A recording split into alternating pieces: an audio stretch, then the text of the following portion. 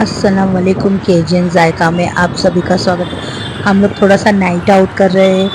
बहुत अच्छा लग रहा है नाइट में, पूरा नाइट नाइट एकदम सब शॉप वगैरह सब बंद हो रही है। बहुत अच्छा लग रहा है घूमने के लिए। फिर भी रात में लग ही नहीं रहा है कि 1 o'clock हो रहा है। देखो कितना ट्रैफिक, बहुत सी पब्लिक सब रोड पे है। देखो कितना ट्रैफिक है ना।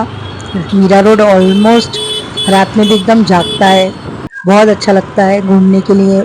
रमजान में इंशाल्लाह इतना क्राउड रहता है, लगता ही नहीं है। ऐसा लगता है कि मोहम्मद अली रोड में ही आ गए हम लोग।